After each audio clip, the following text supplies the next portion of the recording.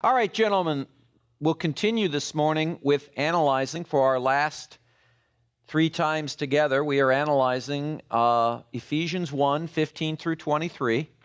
Please take out, once again, your grammar summary sheets of Wallace, pages 726 through to the end. Please open up your Bibles, both English and Greek, and please open up any items that you would need, including the commentary, and let's continue analyzing, taking everything apart,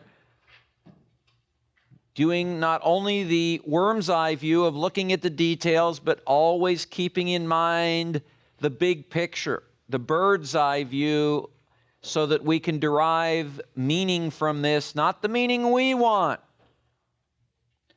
but the meaning that the writer intended, that God intended, so that we preach forth accurately God's word. We were in still verse 15. We were looking at the bracketed tain, kaf, humas, piston, and we had talked about the fact that the article is separated from piston, and that article then substantivizes the prepositional phrase kaf, humas. We talked about the fact that kaf there is from kata, and the alpha has dropped of kata, and then because of the rough breathing of humas, the tau has been changed to the aspirated form of theta. Then we looked at the fact of faith in the Lord, and we said, of course, that the prepositional phrases have 2 forces. One is adjectival, the other is adverbial, and we concluded that faith in the Lord Jesus was adjectival. We said that Jesus here was a proper name and that many of the proper names in Greek are not declined. So Jesus there is not genitive, it's in simple apposition to the Lord Jesus. Jesus in simple apposition here. We then looked at the kai and noticed that tain agapein is a double direct object of the participle akusas. And of course, we looked also, just to go back for a second, at the participle and said it was anarthrous, was always articular, things that we had remembered from last semester. We translated it neutrally, and then we looked at it temporally, and we came to the conclusion it was probably causal. Because I heard of your faith and love.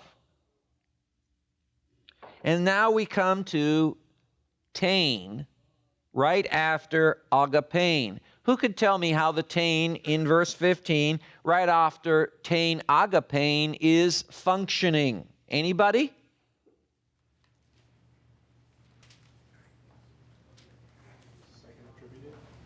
Second attributive, the love, the unto all the saints kind of love.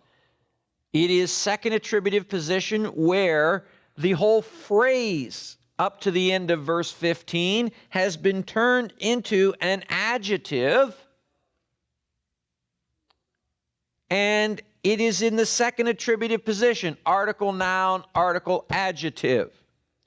The love here is modified by the fact that they have love for all the saints. This is what Jesus said would mark his disciples. By this shall all men know you're my disciples, by the love you have for one another. How is the established church doing here?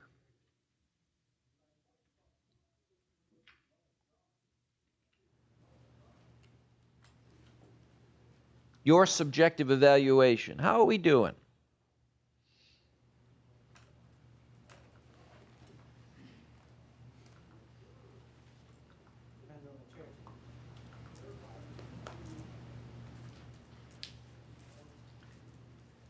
So everybody sees that bracketed clause.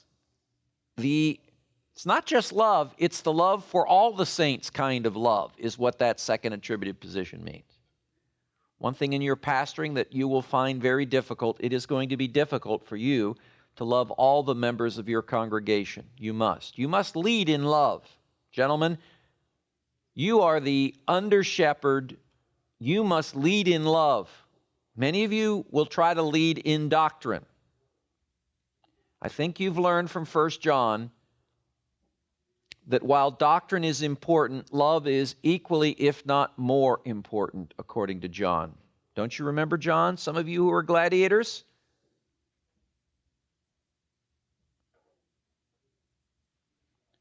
Love is the pivot. If you love God, you'll keep His commandments. If you love one another, you'll take care of one another.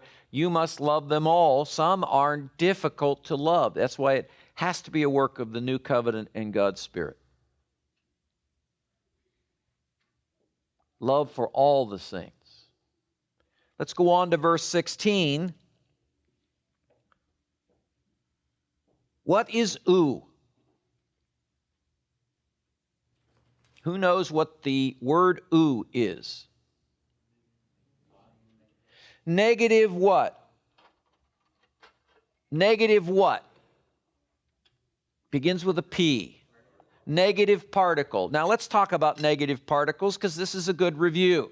It's why I constantly review, because I know that you all have memory problems because you have other classes. There is no class but Greek, and Farnell is its prophet. You should remember that.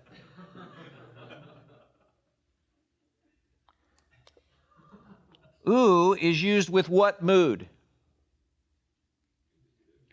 Is used with the indicative mood. There are some exceptions, but that's generally true. "May" is used with what? Non-indicative moods. "Ou" is outright denial. They asked John the Baptist in John, "Are you the Messiah?" And he went, "Ou, no." They asked him, "Are you the prophet?" John went, "No." It's used in the indicative mood for direct, outright denial. "May" is the more hesitant negative, used in the non-indicative, the potential moods.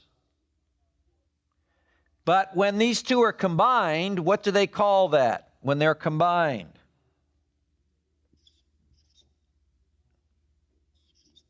"Ume." What's this called? Well, that was enthusiastic of you. What's it called? Emphatic negation. Jesus said, "My sheep hear my voice, they follow me, and they shall not perish." He uses emphatic negation. In English, remember, when someone says no,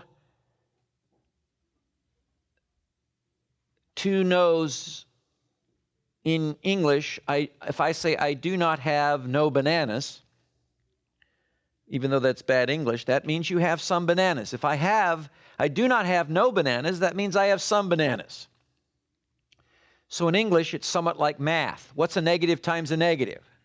For you guys who are math guys. Remember that? It's a positive. In Greek, adding negatives make it doubly emphatically no. So let's go on. Paomai. Who will parse that for us? I do not cease. Paomai. Who's got it?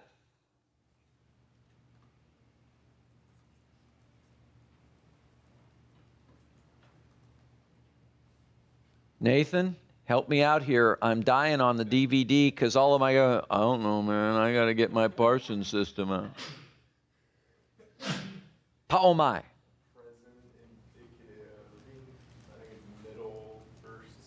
It could be a deponent here, paomai. It's present, you said. Could somebody tell me about the present?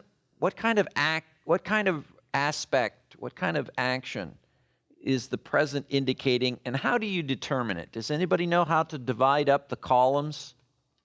You come to a present indicative. Thanks, Tronway. I can tell the way the pain came across your face that you were attempting to recall it in the recesses of your mind. In the indicative mood, time is a factor. And it does impact aspect. In the non-indicative moods, no. So you have to do this for the indicative, but not the other ones. And so, are all presents habitual, linear, durative? So we have progressives, linears, some word like this, habituals, and then we have heuristic, where you don't play up. And we divided it up. 1, 2, 3, 4. Can anybody remember? You come to a present, you categorize it, and that helps you determine whether you should play up the action or not. Can anybody remember what they are?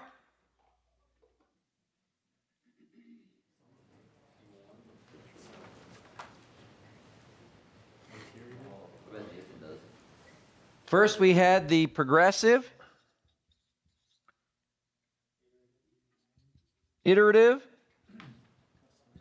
customary, tendential. What were the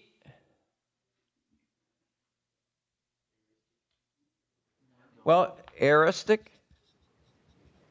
Because of their verb root, can you remember some of the aoristic verbs? Amy, Fami, Yaomai,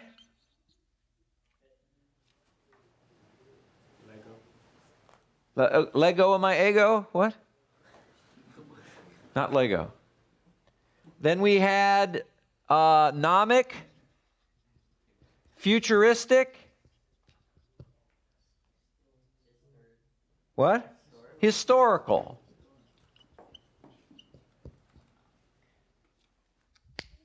Remember that? Now you do. I don't know if the word historical, is it historical? Isn't that funny? That sounds, even to me at this point, a little bit, but... Yeah, I'll go over it. What? Page 38. Historical present, that's right. Had to put that into my head again. You ever have a word that all of a sudden, though you're so familiar with it, and all of a sudden it looks strange to you once again, just for a brief second. I don't know why that happens. Something in the deep recesses of my processing unit does that to me. So how would you treat this present? I do not cease, and argue for it in context.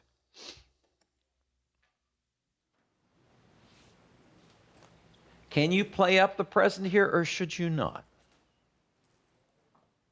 Well, it seems like he's saying, right now I'm continuing not to cease. At the present time, I'm thanking God for you right now. Continue.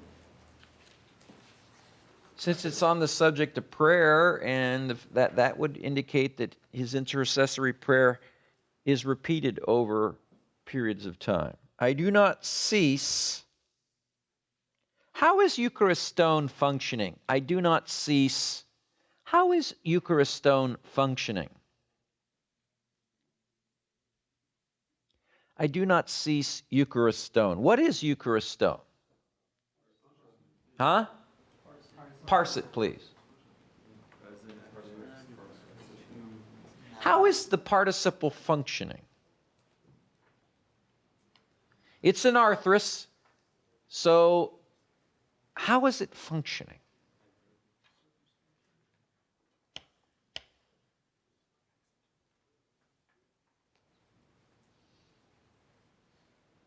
It is epexegetical, completing the idea of what he doesn't cease. Paomai is, I do not cease to what? And Eucharistone here is completing the idea of what he doesn't cease. I do not cease thanking.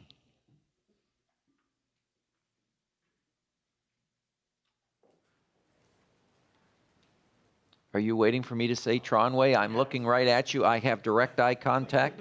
I know you're Tronway, and then when we locked, you just stood there still looking at me, and yet I clearly knew you had a question. I wasn't sure if you were. Be bold.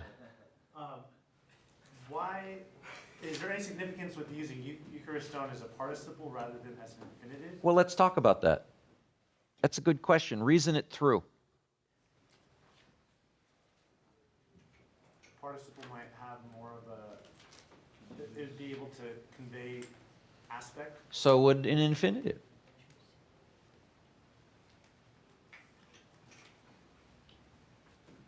See if the commentary says anything. Does it say, well, he uses the participle instead of the infinitive for this reason? Actually, Tronway, that's a good question.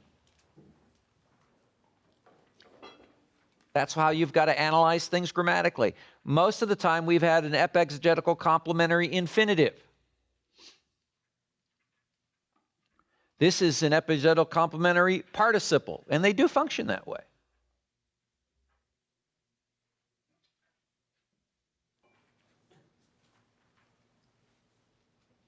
What's he say? Is the verb with the negative particle palomai, I never cease, is a present middle that is always followed by a complementary nominative participle. There you go. Paomai is stylistic. It takes, what does he say, always? Always followed by a complementary nominative participle. So paomai takes as its stylistic accompaniment, when it needs something to complete, it takes a participle. So you really couldn't say too much significance of it because it's stylistic there. But good, very good observation, Tronway. You're starting to think like a grammarian now. Why is that particular form there? Good question. How would you see the aspect of that participle? I do not cease what? Always thanking. You could play up the aspect here.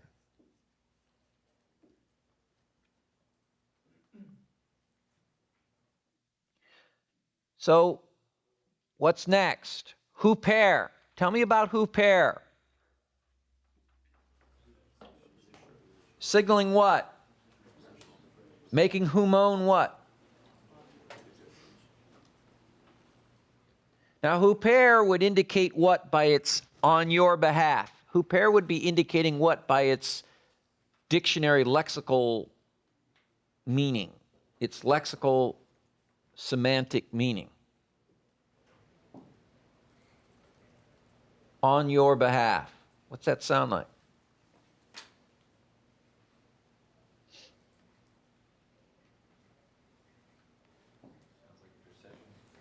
Intercessory prayer. Two big prepositions for intercession, substitution. Well, at least substitution is huper, and especially then also anti. Paul is indicating that one of the main resources a pastor has in behalf of his people is what?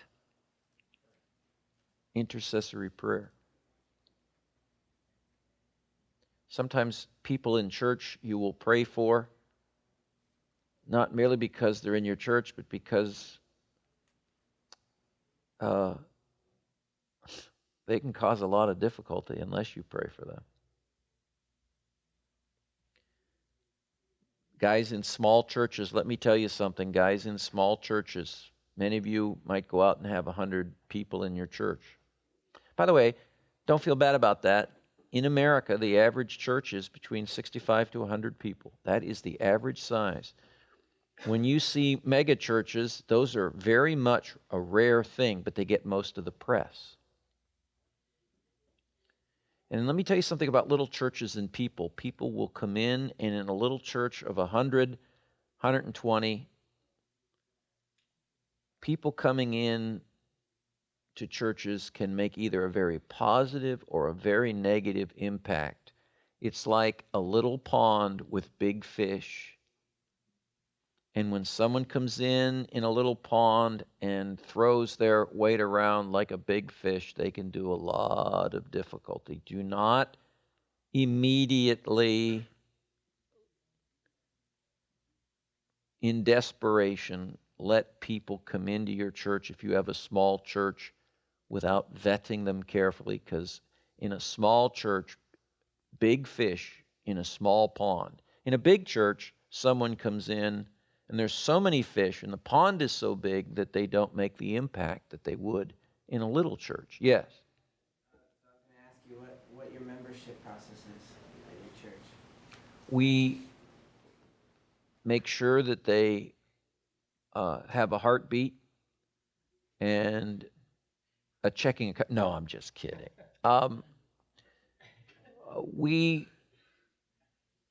We present our doctrinal statement. They're interviewed by the elders.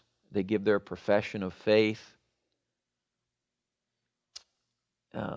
We get to know them. I urge people never to join my church until you've gotten to know us fully. But that's basically how we do it. Where's some avenues where they can get to know you better? Attend the church for a long period of time, get to know the people. Again, in a big church, someone who becomes a member will not have usually the impact that someone who comes in off the street and wants to join your church. Be very careful of people who immediately upon coming into your church, especially if you're small, want to join within the next Sunday or two. There's a rule for me in my church that if someone comes in and is so enthusiastic immediately, it means that most likely I feel that they may give me trouble in the future because they ride a manic high and then they'll get into a manic low. I actually discourage people from joining the church until I get to know them. Again, my church is approximately 100 to 120 on a good Sunday. It's hard to be a pastor of a mega church and be a seminary professor too, but we do. And our church, we have a lot of people that will visit, but I don't want them joining immediately. Again, in a big church, you can have a lot of people come in and they don't make the impact. But if you have a smaller church, gentlemen, be very careful here.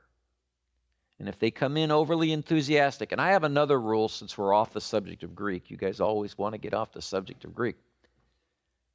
This is another rule that is very true. And while there may be an exception, this rule of thumb is true. People who come in disgruntled from another church usually will end up being disgruntled with you. There are people, religious people, who seem to have a predilection toward becoming unhappy in whatever church they're attending, and they hop from church to church. And when they come to your church and they start to rag, to complain about the previous church, take this principle and treat it as gold. If they were disgruntled with the previous church, they will probably become disgruntled with your church. It's the nature of humans, especially some. So if they come in and they start ragging on their previous church, here's the thought in my mind. I'm next. Now let me go up one more. Let me raise that bar or raise it, lower, whatever. Here's one that you must never forget. Preacher, if you have people coming into your church that rag on the last pastor, and I don't care what he did, you're next. Did you just hear what I said? In your church, if you have people come in and they rag on the previous pastor, not only the church, but the previous pastor. And they say things, and you go, wow, that's terrible that he did that. Wow. And you take their side. You will quickly need to learn that there are two sides to each story. And you know what's interesting? I would tell you that if these people want to join your church who are complaining about the previous pastor, you ought to call on the quiet the previous church and ask. Because I've found that when they come in, I had a church. It was in Northridge. I call it my hellish experience. I really do. So does my wife. And when I got there, there were these two deacons who controlled the church, who put in all the money. You know, it's funny. They always interview the pastor, but who is putting these kind of people in charge of the church? And here was what they accused the previous pastor of. So I've switched the illustration to something else, but it also applies. They called the last pastor, they said he was a liar and a deceiver. And they constantly ragged on him. And that's what taught me a lesson. Because 2 years later, after they didn't like my preaching, they said that I was some lordship preacher, which I'm not. I was just preaching through 1 John. We know we have been born again when we keep his commandments. That's not a lordship preacher. That's just being honest with the text. Guess what they called me? You are a liar and a deceiver. Here's another rule. When you go to a church and they start talking about the last pastor, I don't care what he did. You're next. The way they've treated their last pastor is the way they're going to treat you.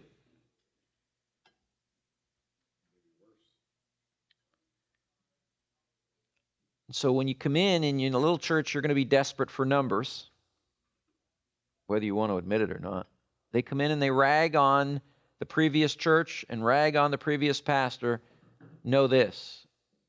After they become familiar with you, dollars to donuts, odds on are they're going to rag on you. Do not agree with them when they complain about the pastor and they tell you how wicked the pastor was. Don't sit there and go, wow, that's terrible. Don't say anything.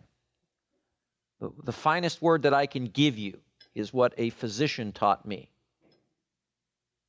My wife worked for a physician, and when he would be told things, and believe me, as a physician, he was told some great things by patients. You know what he would say? Interesting. Which is a totally empty word. You're not agreeing, you're not disagreeing. He'd just say this, Harvard-educated physician. Interesting. And now that's what I caught on. And I now know why he was saying it. And so now when people tell me stories about the pastor or what happened, what they did to them at the previous church, you know what I say? Interesting. To a certain extent, though, aren't you? You're always going to have critics. You're always going to have people. Yes, but even Proverbs says you do not invite fire into your bosom. Okay? Get to know people before they join your church. Now, this is a little off the Greek today. But you guys are precious. Anybody that wants to be in ministry, I believe, are precious. And knowing, first of all, I still am, but I was in my younger days very stupid. And I hang my head in shame for my stupidity. I mean, really stupid. Some guys will brag to you how wonderful. Let me brag to you about let me glory in my weaknesses, as Paul said. And I learned some things. People would come in. I was so anxious for people. They'd be ragging on the previous church and the pastor. Then I learned, guess what happened to me after 6 months? It's a pattern in a personality to do these things. Watch them carefully. Jordan, when I am done with ministry, the reason why I'm waiting till I'm done with my direct ministry is that I have this big of a file of unsigned letters. I have a file with a lady that I have a letter that was written to MacArthur when I was at that hellish experience. It was a lady that wrote a letter. I was just here as a new professor, and he didn't know me well. I don't think he knows me well now, but, she sent a letter to the president of the seminary about me. First, she was a preacher's kid. If you want all the little things about things, remember these things, because I had to learn them the hard way. Try to learn without my stupidity and stubbornness of learning things the hard way. I have found that preachers' kids can be some of the worst critics in the world to another preacher. That has happened to me many times, where preachers' kids, I honestly believe it's the Stockholm Syndrome. The preacher's kid has seen their mother or father criticized in ministry. So they identify with their persecutors and they become the acute criticizers of others in ministry. She was a preacher's daughter. She had a brother who was in ministry. She was herself married to a man in a second marriage that wouldn't even let her come to a church. She had to sneak out. She wrote a letter and said two things. Number one, dear Dr. MacArthur, your professor that you have there is a liar and a deceiver. Now, what did I deceive them about? Well, they said that when I got there, I told them that I wasn't a lordship salvation preacher. I'm not. I just was preaching through 1 John, and you all have been through 1 John. How do you get away from the fact it said we know we've been born again when we keep his commandments? Come on. That's not lordship. That's just biblical. So I guess they wanted him to fire me because I preached like he did, try to be biblical. Next. Second thing in this letter, and I have it, is she said, your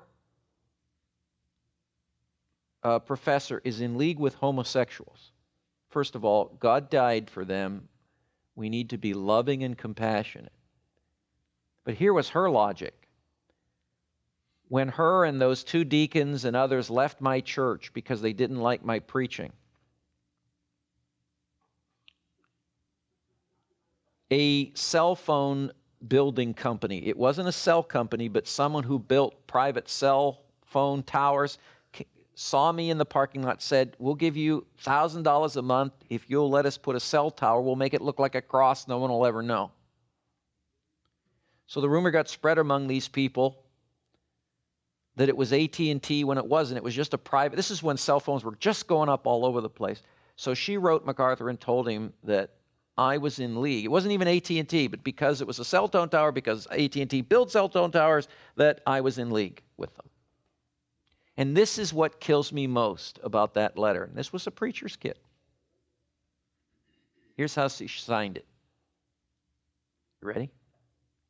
Here's how she signed it after a devastating letter asking for them to chop my head off. Here's how she signed it. In Christian love.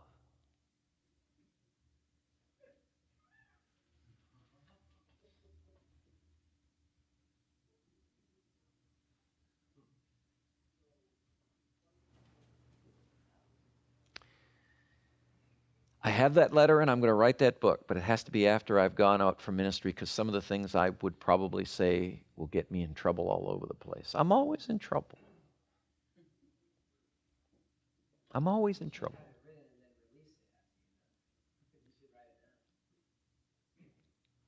Some of the things I will say will disturb a lot of people. So I'll have to wait. I have unsigned letters from the church I'm at now saying, here's another one that they said I was going to take and sell the church and deposit the money in a private bank account. Now, my church knows one thing. I'm a blithering idiot when it comes to knowing how to do the books. I have a guy that's very good. I wouldn't even know. I don't even write my checks down. I don't know how. I mean, I'm the worst accountant in the world. How would I even be able to hide funds? I don't know. I have a stack this big. Here Paul says he can thank God for them. The hardest thing you're going to find sometimes as a preacher is trying to find things that you can thank God for. But please remember these things, guys. No one told me some of this stuff when I was in ministry. When I was first starting out, I learned these things the hard way. Try to remember them. Let's go on. I do not cease giving thanks in behalf of you. Meneon. What's meneon? How is it functioning? What's meneon? How is it functioning?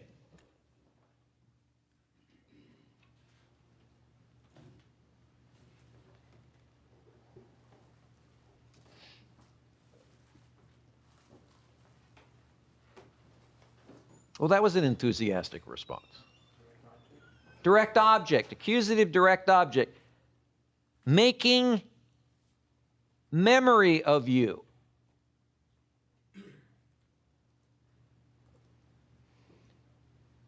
Poiumenos. Gentlemen, parse it for me, please.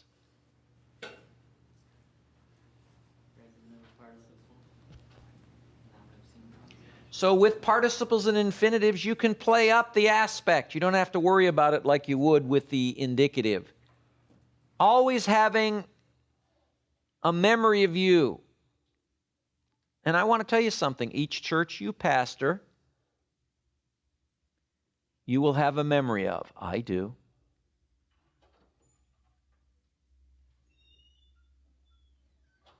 Many of you guys, I hope it's like in the old days, you'll go into a church and you'll be there for many years. It used to be in the colonies that when a pastor came to a church, the church took their care on for a lifetime. Did you know that? Many church would, in the colonies, would take on a pastor for a whole lifetime. He became their pastor, their shepherd, for 40, 50 years. Well, times have changed. One denomination, one Baptist denomination, when I was at seminary, 18 months was the average stay of a pastor in that Baptist denomination. That same denomination today is down to 8 months. Why? Well, the preacher comes in that Baptist denomination and decides that that church is a stepping stone for him for somewhere else.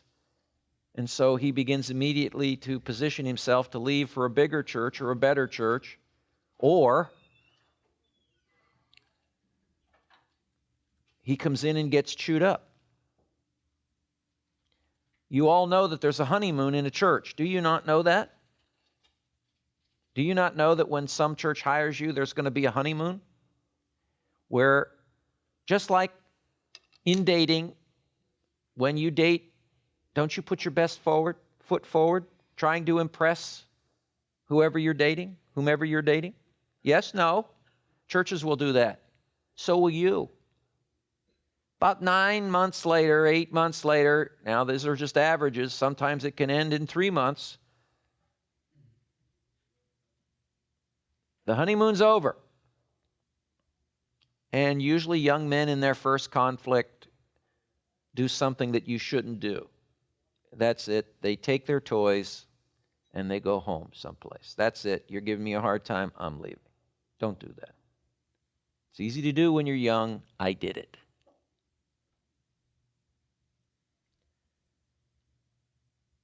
Try to get over that first hurdle.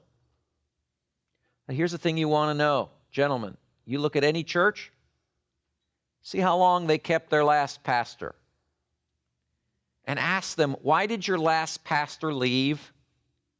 And what do you think of that last pastor? Well, our last pastor was only here a year. Well, he wasn't very tolerant of some of our views. Guess what? That may be an indication of how you will be treated. I used to have a professor who would always say in class, discouraging me terribly.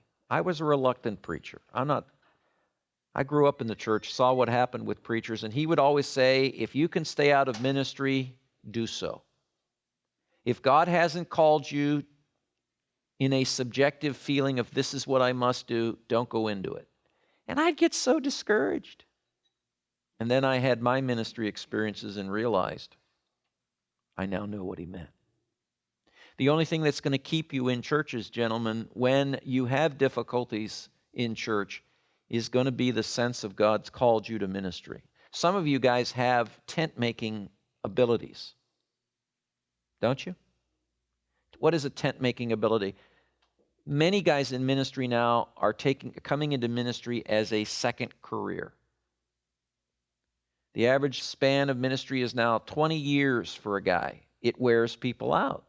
So some young guys come in, stay for 20 years, they're burnt out and leave, or some guys in a different profession decide mid-profession to go into ministry and they last for 20 years. That's the way it's been going because there's tremendous burnout. And if you have a tent-making profession, here is going to be your temptation. That you get a difficulty at a church, well, I'll just go back to being a physician. I know we get physicians here. I'll go back to being a lawyer. We get lawyers here. I'll go back to being an engineer. We get engineers here. Oh, if I had a tent-making ability. How many times I would have run just like Jonah.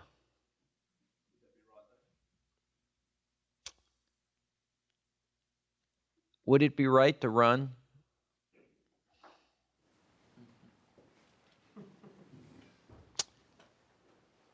I don't know, but I think back and I see you precious guys, and some of you will have a tent. How many of you here have a prior, we get young, very young guys here, but many seminaries, it's a second career for them. The doc was a physician. You worked for a big company. And what was your thing that you did for them? I was in charge of our worldwide accounts division. Were you the guy that ended up on that island Yeah. and lost his volleyball? No, but they kicked me out. And you spent 5 years on that island? Or was that, it was in a movie, it had to be real. Yeah, that was Tom Hanks, that's right, okay. What were we talking about? Second careers. And I'm telling you something, ministry is not easy. And some guys, when they get into that difficulty, will jump back to their career. Yes? Does that sometimes happen in academia where you see maybe someone's pastoring and teaching or pastoring, but then they want nothing to do with the ministry, but they know so much about it, that they have a skill set, then they go into just kind of academia, but they're kind of burnt out? Or is that not really happening? Because that seems like it would be a good second avenue. Well,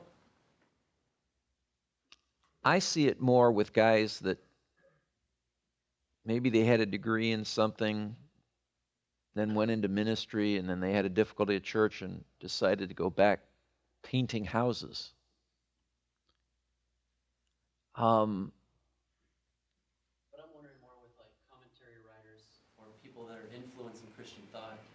tuned out from the actual ministry. They just Well- want to talk about it. The problem is that many who are in academia have not had much pastoral experience.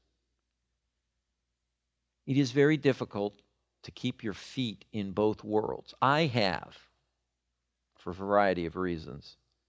And that's why when I see you precious guys have such difficulty in churches, I understand what happens.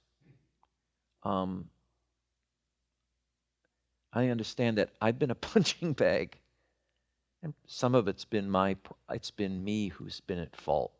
You're young, you're filled with testosterone, you're filled with idealism, and you're filled with the theory of what they told you in a seminary, and you go in there and then you realize that shepherding sheep is a skill that is learned over time. You learn to be patient, you learn to be more gentle, you learn things. And sometimes the academic guys haven't had enough. You ever see a rock in a river? Well, that rock wasn't a beautifully smooth stone when it started out. It was jagged, but the river smoothed that rock out. I love river stones because they're nice and smooth. They weren't like that before. The rough current beat it up. And that's why I'm sort of thankful, because I know I try to keep one foot in academia, the other foot in the church, so that I can tell you these things and show you my stupidity of some of the things that I did. A lot of times, though, it's difficult for academics to do that. They want to write, or I try to do both. But in a seminary, it's very good to have guys that have been in that river and had to take all the rough edges knocked off of them. And I'm one of those that still have plenty of rough edges, but I understand. That gentleman that kept telling me, and others, if you can stay out of ministry, do it. I couldn't understand that at first. Because I thought, well, I'm reluctant to begin with. Now he's telling me stay out of it. And I felt conflicted. But he told a story about when he got one of his first churches. He literally rolled up in the U-Haul van with his stuff to start ministry at the church in front door of his house. The house was empty. All it had was a phone in it. Just had moved across country to start this church, rolls up and hears the phone ringing in the empty house that he had rented. And it was a woman who said, "Is this the pastor?" He said, "Yes, it is." He says, "You need to get right over here to my house and visit me." He says, "Well, let me just get the movers putting things in, and I'll be right over." And she just laced him in lavender because he wouldn't immediately drop everything and come over. Listen to me, gentlemen. I know you'll think that's funny, but you're going to have a lot of people like that. That's why you have to be called, guys. I don't know what that is. I don't think I can quantify it. You just have to have this heart tug. I've actually said to my mother, you must have, at times when it's been difficult in ministry, are you sure you guys just didn't convince me to do this when I learned in my ancestry, they just came out with the 1940 census. Did you know that? And I decided one day just to get into it and see what I could learn about my dad's side of the family, and found out that one of my dad's cousins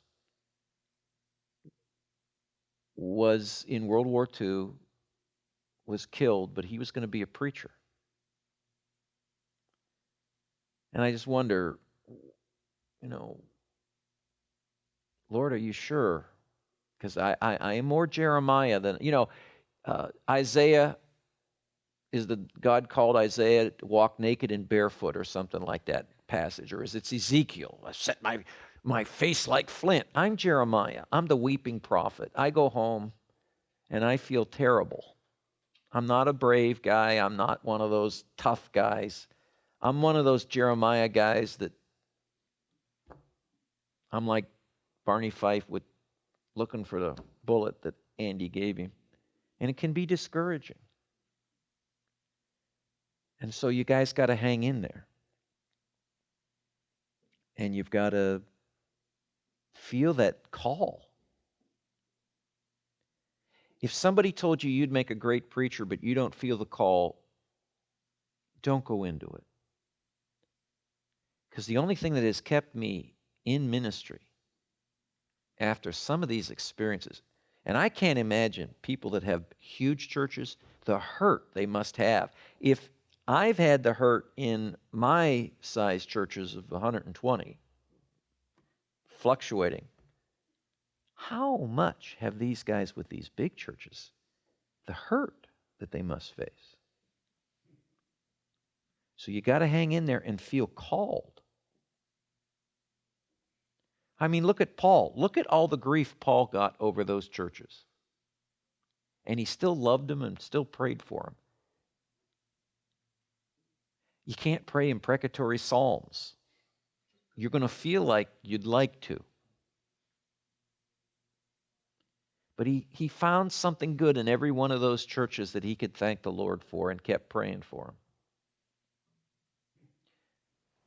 The church would be wonderful if it wasn't for people. And I read this thing when you're candidating for churches that I laughed and I learned to use it because I liked it and it was good. Here's what you do. You go to be interviewed for a church. They're going to think you're nuts, but you have to be in ministry a little bit. Here's what you do. Say if your church was a woman to your interviewing board, describe how she would dress, what she would act like. Would she wear makeup? What kind of dress would she like? What would be her hobbies and habits? And then from there, you get a very interesting reply. And they'll look at you, what do you mean? Well, if your church isn't the church a woman? Isn't it the bride of Christ? So it isn't so far away as you think, right? And then listen to their description, the elders or the interviewing pulpit committee, about what they think their church would be like if she's... Well, ask them, would she go to a movie? Oh, no. That'll tell you something about the congregation you're dealing with. What kind of food does she like? These kind of things. What's her hobbies? You get a lot of information from questions like that but you've got to be called, gentlemen. Because listen to me. Pastoring a church is like marriage.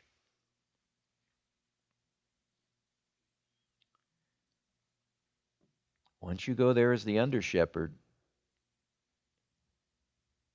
you're married to those people in a sense. And when preachers end up shipwrecked, it's like a divorce. Because you'll have invested your life in those people, and then some of them will end up causing you to leave, and it is a very difficult thing. Let's go back to Greek, but these are the things before we leave you. You know, Greek is great, but theology and pastoring have many practical sides. Making mention of you in my prayers. What would you do when you came across prosukon? What would you do? What would you do immediately? What should you do immediately when you see the word prosukon? Well, I would think, what kind of words does Paul use for prayer, and what's the particular shade of this term for prayer? Wouldn't you? Do you ever look at words and ask why that word is there and not another word for prayer, or something same way, why is that word not another word? How would you see the moo there? In my prayers. How would you see the moo? Careful how you answer that.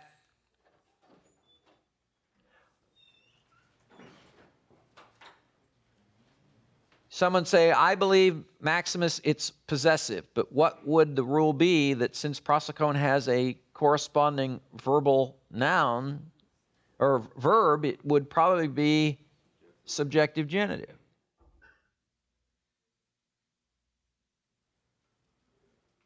"17. What would the hina indicate in verse 17? "Making mention to you of my prayers in order that." Purpose of his prayer is in 17. The purpose of Paul's prayer. What does he want God to do? What does he want them to do? Give me a big picture of verse 17. What's the big picture? What is he praying for God to do for his people? For what? For Christ-likeness, so that they can truly understand the great privilege that they have been given.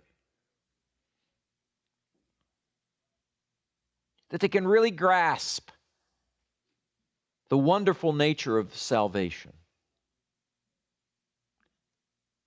And they can become more like Jesus. Because that's what you're doing, gentlemen. Why are you in a church? Because it's a good living? Forget that. You're there to help people that belong to the Lord. They're a flock that God says, take part of my flock and teach them how to be like Jesus. That's what you're doing. You know, when it all comes down, hermeneutics, all of this, don't get lost with the big picture. What are you doing as a pastor? God has said, I'm going to give you some sheep from my flock. Now teach them to be like Jesus. Show them how. You can't just show them by intellectually showing them. You've got to role model Jesus yourself.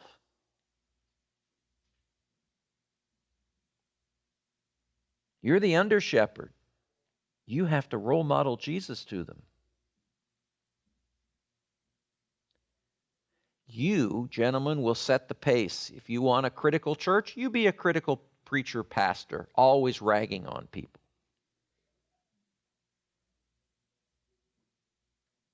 You want a loving church? You be loving and gentle. But that doesn't mean that you're completely without any evaluation on things, but you're loving and gentle, you're patient. Your people sin, you're patient with them. Your people have doctrinal problems, you're patient with them. Gentlemen, gentlemen, gentlemen. One of the great mistakes of young preacher boys, take it from someone who knows, is that you're not patient with people. See these precious people as sheep who need a gentle shepherd to take care of them, to make them like Jesus. This is what a pastor's heart is. And if you don't have a pastor's heart, a love for people, a love for your sheep, stay out of ministry. More damage has been done by preacher boys who do not have a pastor's heart, a genuine love for shepherding people. And let me conclude with this for today, because we're completely off Greek. These are the last few things before we wrap it up this semester. Listen to me now. In academia, they measure intellectual intelligence. Math, spatial, verbal. What we don't measure and what we need to increase our skill on is social intelligence. There are so many preacher boys who are intellectually intelligent and have no social skill. I'm not saying I'm perfect. I'm still have a lot to learn. But I've learned something, that a lot of a preacher's problems, some of which were mine, were a lack of social skill with people, dealing with people. You remember that How to Win Friends and Influence People by Andrew Carnegie? Say for what you want, but you ought to read that as a preacher. Why, you heretic, that positive thinking. No, you ought to read it. because he identified social skill that many preachers lack. We get guys that are very intellectual go into preaching and they want to hide in their office, study for 50 hours the Greek text, carpet bomb on Sunday, and then go back to studying again. That's not social intelligence, gentlemen. You've got to learn people skill. My wife worked for that doctor. You know what? He was the most great disease finder in the world. That guy was a good disease hunter. But he absolutely was bankrupt when it came to social interaction with his patients. Lady came in and said, "My feet are hurting." He says, "Well, that's because you're trying to shove your big foot into that small shoe." I mean, it was worse than that. Preacher boys, for every 1 hour you spend studying Greek, 4 hours improving your social skill with people. Fundamentalists particularly need social skill. I know I've stopped preaching and gone to meddling, as the old preacher said, but you need social skill, social intelligence, getting along. Somebody comes at you like they do me all the time, and I fail sometimes. And I got a lot of work to do. But let me end with this today. Social intelligence is key. Okay, we need to get back to grammar, but today was this. Any questions? All right, gentlemen, we'll see you for the last 2-day wrap-up next week. May you have a wonderful, refreshing weekend as you try to catch up with all the absolutely demanding professors. And we all know that there is only one true class, and that is Greek, and Maximus is its prophet. So remember that. We'll see you next time.